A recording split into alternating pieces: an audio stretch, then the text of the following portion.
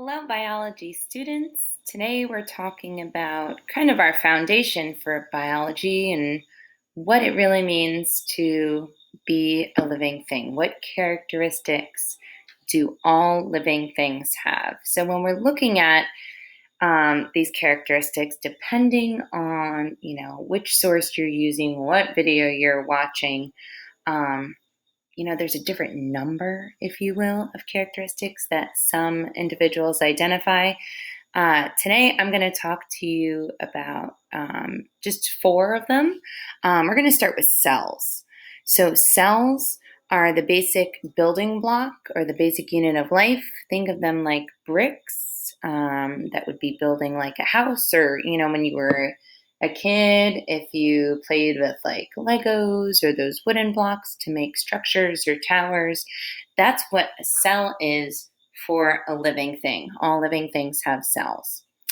Next up, all living things need energy. That means they need to consume, which is like a fancy word for eat, or make their own food. When I'm talking about organisms that make their own food, we're really talking about plants. So in my little picture here, I have a sun. That energy is absorbed by plants. Plants use the sun's energy along with a few other things to make their own food. Plants are then consumed by other organisms. And ultimately, organisms make their own cellular energy, which is called ATP. And we're going to talk a lot about that.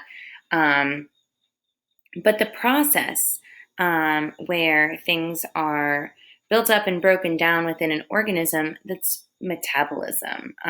Typically we hear words like, oh, so-and-so has a fast metabolism, or I have a slow metabolism.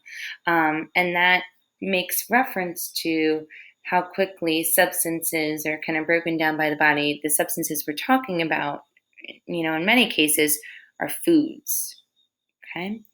So moving forward, two other criteria I'm going to speak to you about: responding to the environment. So response to stimuli is another thing that you may see or observed as a criteria for living things. And that really revolves around this idea that organisms kind of do the things they need to do to survive, and they maintain that stable internal condition, which we call homeostasis. The example I love for homeostasis is when you're really hot, people sweat.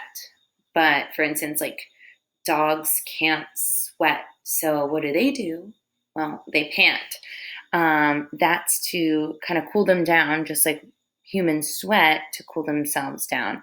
The dog doesn't have to think, okay, I need to pant now to cool myself down. Just like humans don't think, okay, it's time to sweat, I'm warm.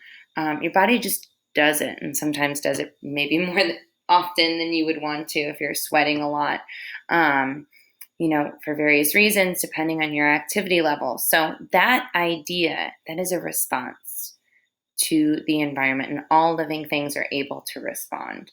Another common response in plants, for example, if there's light coming in through a window, you'll see a plant bending towards the light. It's called phototropism. It's an attraction to that stimuli, to light in plants.